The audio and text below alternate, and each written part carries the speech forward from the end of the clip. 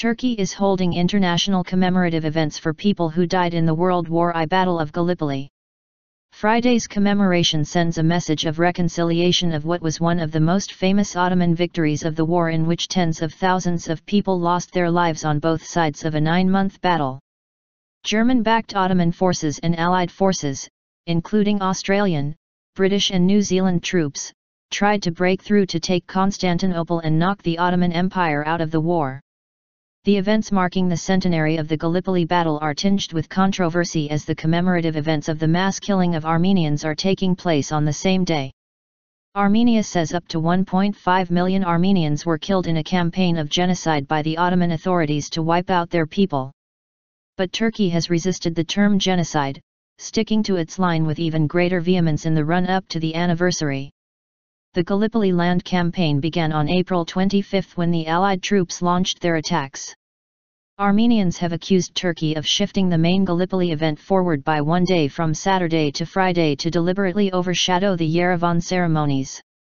In Turkey, Recep Tayyip Erdogan, Turkey's president, will host leaders of the World War I allies, including Tony Abbott, Australian Prime Minister, John Key, New Zealand Premier, and Prince Charles, the heir to the British throne, and his son Harry.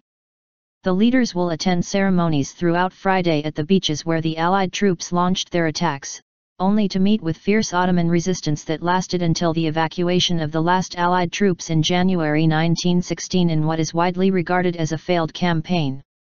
Several notable key figures will be missing, including French President François Hollande and Russian President Vladimir Putin, who will be attending commemorations in Yerevan to mark 100 years since the start of the mass killings of Armenians. On Saturday, the focus will be on the dawn services to remember the Australian and New Zealand soldiers who lost their lives thousands of miles from home in a sacrifice that helped forge a national consciousness in those nations and is still remembered as Anzac Day on April 25. Our forebears faced terrible trials, but the worst of times brought out the very best in them.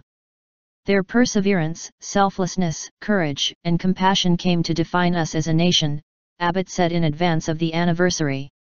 Turkey is keenly focused on ensuring no dark historical chapters overshadow the commemorations of the Gallipoli battle, which as in Australia and New Zealand is seen as critical in forming a modern national consciousness.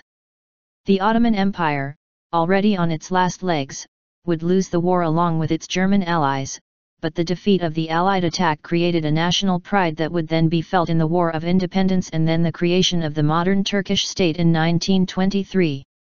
An important Ottoman commander at Gallipoli was a lieutenant colonel named Mustafa Kemal, later known as Ataturk, who would emerge as the founder of the Turkish Republic and who remains its national icon.